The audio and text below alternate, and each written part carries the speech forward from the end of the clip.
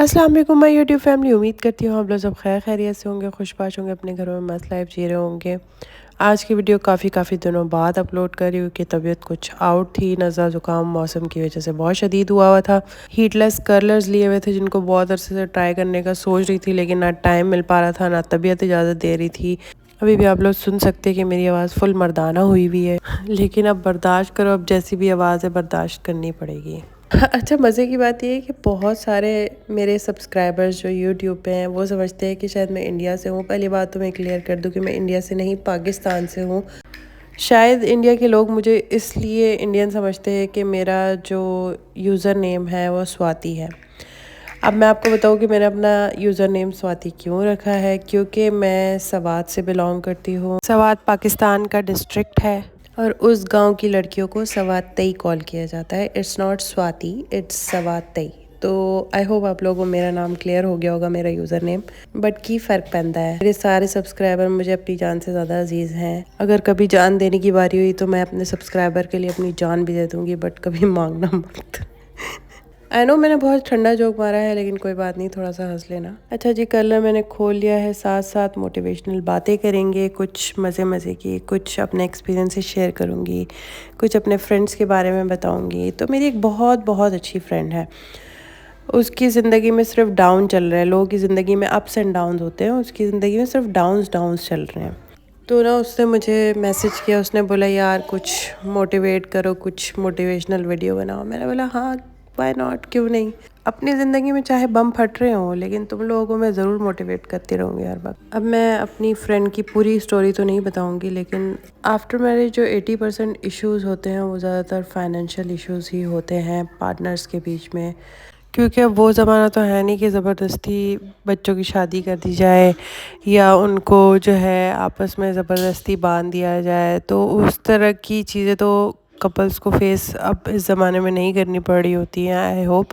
क्योंकि पेरेंट्स इतने ओपन हो गए हैं कि वो अपने बच्चों से पूछ लेते हैं कि भाई तुम्हारी मर्ज़ी है या नहीं। हाँ, गांव देहातों में हो सकता है ये, 20% शहरों में भी हो सकता है कि प्रेशर में आके बच्चे शादी करें अपने पेरेंट्स के। इवन अब गांव देहातों में भी लोग अगर पढ़े लिखे ना हो, लेकिन उनको इतना शऊर आ गया कि वो अपने बच्चों से उनकी मर्ज़ी पूछते हैं। तो ज़्यादातर इश्यूज़ फाइनेंशियली ही होते हैं घुमा फिरा के आफ्टर मैरिज। अब जो मेरी फ्रेंड जिसकी मैं बात कर रही हूँ, उसकी ज़िंदगी में फ़ाइनेंशियल इश्यूज़ तो हैं ही हैं। एक बड़ा इशू ये भी है कि उसके हस्बैंड इतने कंज़र्वेटिव हैं कि उनको इतना ज़्यादा गुरूर है कि बस कमाएगा तो मर्द ही कमाएगा। हालांकि 2 वक्त की रोटी पूरी नहीं हो रही, लेकिन वो अपनी इतना ओपन नहीं होंगे कि अपनी वाइफ को इजाज़त दे कि हाँ तुम भी जॉब करो।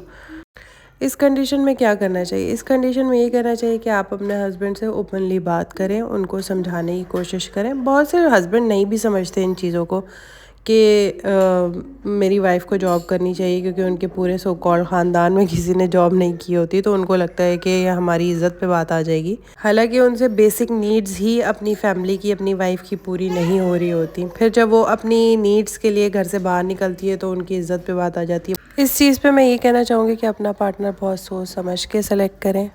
कम से कम आपके लाइफ पार्टनर को इतना शऊर होना चाहिए कि हाँ, मैं किसी क्राइसिस में आऊँ तो मेरी वाइफ बाहर निकल सकती है जॉब करने के लिए।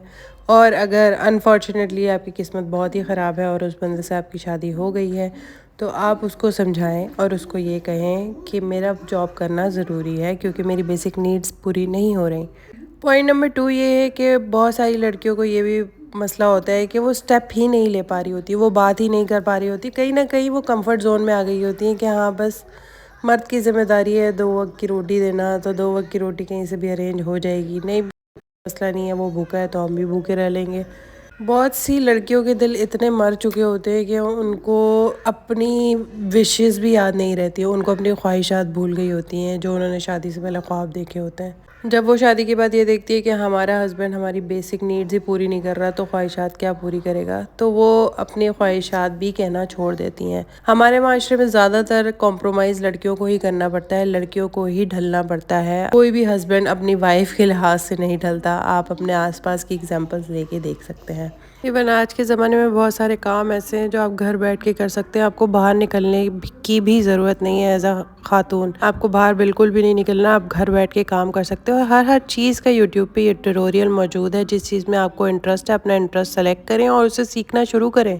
उन ख़वातीन या उन लड़कियों के लिए मैं ये मशवरा दूँगी कि प्लीज़ अपने कंफर्ट ज़ोन से बाहर निकल आएँ, अपने लिए कुछ कर लें। जब आप 40 साल की हो जाएंगी, 50 साल की हो जाएंगी, तब आप सोचेंगी कि आपने अपने लिए क्या किया, तो आपको कुछ भी नहीं दिखेगा। क्योंकि अचीवमेंट्स वही होती है जो आपने हासिल की होती है। आपके बाप की अचीवमेंट, आपके शौहर की अचीवमेंट आपकी अचीवमेंट नहीं होती। And the things which are going in your life और the things which are part of your life, वो आपकी अचीवमेंट नहीं है। अच्छा, डिस्कशन बहुत ज़्यादा सीरियस हो गई। मैं बताना भूल गई कि मैं हीटलेस कर्लर लगा रही थी। बाल वॉश करने के बाद जब 20% आपके बाल गीले रह जाएं तो आप कर्लर लगाना शुरू करें। अगर आपने नहाया हुआ नहीं है और आप कर्लर यूज़ करना चाहते हैं तो आप अपने बालों पे स्प्रे बॉटल में पानी डालें और उसे स्प्रे कर लें अच्छे से और उसके बाद कर्लर लगाएं। मैं एंड में अपना फ़ीडबैक भी शेयर करूँगी कि मैंने इन हीटलेस कर्लर को कैसा पाया या इसको करना कितना मुश्किल था, क्या क्या मुझे मुश्किलात फेस करनी पड़ी इसको यूज़ करके। ये बताती चलो कि मैंने कर्लर मोमोसो या आपको मिनी सो से भी मिल जाएगा, जो कि पाकिस्तान में इजीली इनके आउटलेट्स मौजूद हैं। बालों को थोड़े थोड़े पार्ट्स में लेके और दो तरफ डिवाइड करके आहिस्ता आहिस्ता इस कलर पे बालों को रोल करना शुरू करेंगे।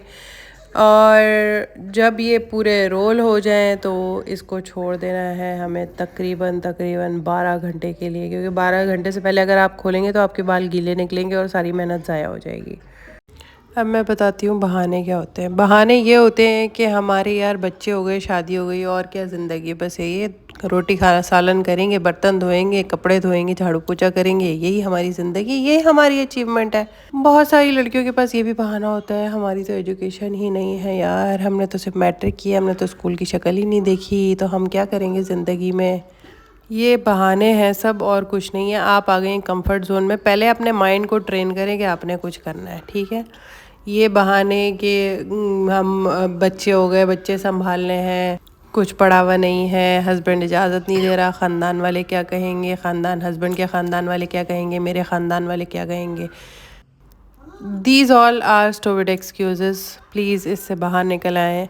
और ये वो ज़माना नहीं है कि आपने कुछ मैट्रिक नहीं किया या आपने पढ़ा हुआ नहीं है तो आप ज़िंदगी में कुछ कर नहीं सकती। आजकल के दौर में हर किसी के पास मोबाइल है और हर मोबाइल पे यूट्यूब चलता है। मैं कहती हूँ कोई ऐसा काम नहीं है, घर के काम से लेके प्रोफेशनल काम तक हर चीज़ का ट्यूटोरियल यूट्यूब पे मौजूद है। आपको जो काम में इंटरेस्ट है आप यूट्यूब खोलें, उसके ट्यूटोरियल्स देखें और उसमें आगे बढ़ने की कोशिश करें। अपने कंफर्ट जोन में रह के आप ज़िंदगी में कुछ भी अचीव नहीं कर पाएंगी। और उस दौर से बाहर निकल आए जब वाइफ्स अपने हस्बैंड पे टोटली डिपेंडेंट होती थी। इसका बहुत बड़ा रीज़न ये है कि अब वो दौर नहीं रहा, चीज़ें वक्त के साथ साथ महंगी हो रही हैं, महंगाई हो रही है, लोगों को अप टू डेट रहना बहुत ज़रूरी है। इवन अब हस्बैंड्स, अब आप मेल्स की बात करें तो उनको भी हर चीज़ के लिए अपडेट रहना बहुत ज़रूरी है। आज के दौर में कोई ऐसा मर्द भी अगर हो जिसको फ़ोन ना चलाने आता हो तो लोग बोलते हैं हाँ तुम्हें तो फ़ोन नहीं चलाने आता, ठीक है। तो हर चीज़ से अपडेटेड रहना ज़रूरी है, अपने आप को अपडेट रखें, चीज़ों में इंटरेस्ट लेने की कोशिश करें, चीज़ों में आगे बढ़ने की कोशिश करें। अगर आप अपने बच्चों के लिए एक रोल मॉडल होंगी तो ही आपके बच्चे आगे बढ़ेंगे, वरना आपके बच्चे भी यही सोचेंगे कि यार मम्मा ने ज़िंदगी भर रोटी सालन की है तो हम भी रोटी सालन ही करेंगे शादी के बाद, हमें क्या ज़रूरत है। और सच्ची बात ये है कि हमारा ब्रॉटअप ही ऐसा हुआ होता है, लड़कियों को बचपन से ट्रेन कर दिया जाता है कि हाँ भाई शादी के बाद तो तुम्हें रोटी सालन झाड़ू पोछा ही करना है। तो ये हमारी लड़कियों का ब्रॉटअप होता है, लेकिन हमें इसको चेंज करना है। सबसे पहले तो मैं सजेस्ट ये करूँगी कि अपनी गैदरिंग चेंज करें, उन लोगों में उठा बैठे करें जो कि आगे बढ़ने की सोचते हैं, आगे बढ़ने की बात करते हैं, आपको मोटिवेट करते हैं, बजाय इसके क्या आप उन लोगों में बैठे हैं जो बोलते हैं हाय आज मैंने ये सालन पकाया तो उसमें ये मसाला कम हो गया। मैं ये नहीं कह रही, मैं हरगिज़ ये नहीं कह रही कि आपको खाना नहीं बनाना आना चाहिए। आपको ये सब चीज़ें आपका पार्ट ऑफ लाइफ है, खाना बनाना, घर की सफाई करना, बट ये आपकी अचीवमेंट नहीं है। हाँ, तो मैं ये कह रही थी उन लोगों से दूर रहें जिनकी ज़िंदगी का मकसद जो है वो सिर्फ बच्चे पैदा करना है, जिनकी ज़िंदगी का मकसद जो है वो रोटी सालन, सुबह से लेके शाम तक बस रोटी सालन, घर की सफाई। जिनका ज़िंदगी का मकसद ग़ीबत करना है तीसरी औरत की, जिनकी ज़िंदगी का मकसद आपके पैरों में ज़ंजीरें डालना है, हाय तुमने ये काम शुरू कर दिया तो क्या होगा, तो वो क्या कहेंगे, तो फिर ये क्या होगा, तो लोग क्या कहेंगे। खुदा के वास्ते उन लोगों से सबसे पहले दूर हो जाएं, वरना आप ज़िंदगी में कभी भी आगे नहीं बढ़ पाएंगे। अब मेरी एक दोस्त और है, मैंने लास्ट टाइम वीडियो बनाई थी कि अपनी ज़िंदगी से नेगेटिव लोगों को कैसे दूर करें। तो उसने मुझे बोला यार, अगर हम ज़िंदगी में, क्योंकि आसपास ज़्यादातर उस जब बदकिस्मती आई हुई होती है तो आपके आसपास सारे ही नेगेटिव लोग होते हैं। बकौल उसके वो कहती है कि यार जब ज़िंदगी में सारे ही नेगेटिव लोग हैं और सबसे ही दूर हो जाएं तो फिर बात किससे करें। तो उनके लिए मैं ये कहूँगी कि आप सबसे पहले अपने माइंड को ट्रेन करें। क्या आप नेगेटिव लोगों में खुश हैं? हाँ, अगर आपके माइंड बना हुआ है कि मैंने नेगेटिव लोगों की बातें सुननी है और पीछे ही रहना है और कंफर्ट जोन में ही रहना है, तब तो ठीक है। लेकिन अगर आपने आगे बढ़ने का सोचा हुआ है तो अपने माइंड को ट्रेन करें। मैंने एक बहुत बहुत अच्छी लाइन पढ़ी थी जिसने मुझे मोटिवेट किया था। वो लाइन्स ये थी कि आपकी ज़िंदगी से लोग ख़ुद ब खुद चले जाते हैं। क्यों? क्योंकि अल्लाह ने वो बातें सुनी होती हैं उन लोगों की जो आपने कभी नहीं सुनी होती अपने बारे में। अगर आपका माइंड बना हुआ है कि मैंने नेगेटिव लोगों के साथ ही जीना मरना है, तो बस हो गया काम, फिर आप ज़िंदगी में आगे नहीं बढ़ सकते। ये मेरी बात याद रखिएगा। अपनी गैदरिंग ऐसी बनाओ जो लोग आपको मोटिवेट करें आगे बढ़ने के लिए, जो आपके हर स्टेप पे खुश हों। हर बंदे को अपनी लिमिट्स पता होती हैं, कोई भी गलत काम करके आगे नहीं बढ़ता। बहुत से लोग आपकी सक्सेस या आपके आगे बढ़ने से ऑलरेडी जेलस होते हैं कि यार अगर ये आगे बढ़ गया, हम पीछे रह गए तो क्या होगा, तो हमारा क्या होगा। बजाय इसके कि वो भी कोशिश करें, उन लोगों से भी दूर रहें, उनको अल्लाह हाफ़िज़ बोल दें अपनी ज़िंदगी से।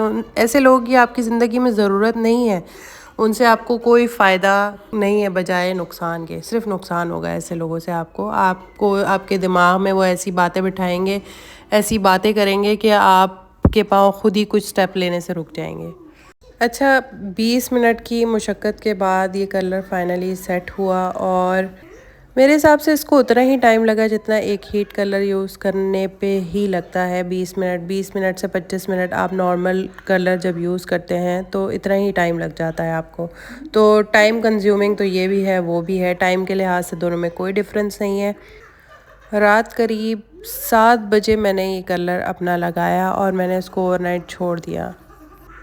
नेक्स्ट डे सुबह उठने के बाद मैंने सबसे पहले ये किया, क्योंकि बहुत रेस्टलेस सोई थी मैं इसकी वजह से। करवट पे जब आप सोते हैं तो आपको लगता है कि यार ये मेरे सर के नीचे क्या है, तो आप बहुत रेस्टलेस होते हैं इसको यूज़ करके। मेरा रिकमेंडेशन ये है कि अगर आपको यूज़ करना है तो सुबह के टाइम लगाएं इसको और रात में उतार लें। ओवरनाइट ये आपको शदीद इरिटेट करने वाला है, तो रात में मैं सजेस्ट नहीं करूँगी। रात में करवट पे शायद सोने की वजह से ये कलर थोड़े नीचे से खुल भी गए थे। यहाँ तक मुझे अच्छा लग रहा था क्योंकि मैंने कर्ल्स अपने खोले नहीं थे प्रॉपर, और मुझे सही लग रहा था कि मेरे कर्ल्स अच्छे से आ गए हैं। दूसरी साइड से भी मैंने अपना कलर निकाला और मुझे अच्छा लगा कि यार हीटलेस कर्ल का कोई तो फ़ायदा हुआ कि कर्ल्स अच्छे आ गए। लेकिन जैसे ही मैंने अपने कर्ल्स को लूज़ करना शुरू किया तो मेरे कर्ल्स जो है, मुझे ऐसा लगा कि बाल फट चुके हैं। लेकिन जी कोई बात नहीं, मैंने आपसे अपना एक्सपीरियंस शेयर करना था। और ये आप देख सकते हैं एक साइड मेरी ऐसे लग रहा है फटी फटी सी। हाँ, थोड़े बहुत कर्ल्स आए थे, लेकिन जैसे प्रॉपर कर्ल्स होते हैं, एक लुक अच्छी आती है, स्मूथनेस आती है बालों में, वो नहीं थी।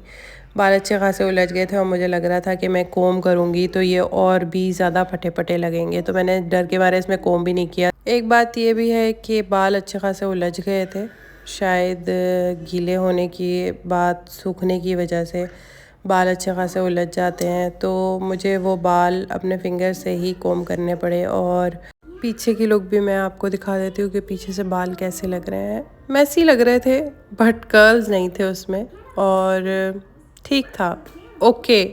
मैं इसके हीटलेस कर्ल के ओके रिव्यू दूंगी क्योंकि कर्ल्स प्रॉपर नहीं है जो मैं एक्सपेक्ट कर रही थी, तो शायद मैंने ज़्यादा एक्सपेक्ट कर लिया। बट आप मुझे कमेंट सेक्शन में ज़रूर बताइए कि मैंने अगर कोई मिस्टेक की है या कुछ स्टेप मिस किया है तो आप मुझसे ज़रूर शेयर कीजिएगा, क्योंकि मैंने ऑलरेडी सीरम भी लगा लिया था कलर लगाने से पहले रात में, बट फिर भी मुझे पता नहीं क्यों सेटिस्फेक्शन नहीं हुई, शायद वो स्मूथनेस नहीं थी बालों में। आई होप आप लोगों को मेरी ये वीडियो अच्छी लगी हो। मेरे चैनल को सब्सक्राइब कर लें, मेरी वीडियो को लाइक करें और कमेंट ज़रूर शेयर करना। अगली वीडियो में मिलते हैं, तब तक के लिए टाटा बाय बाय।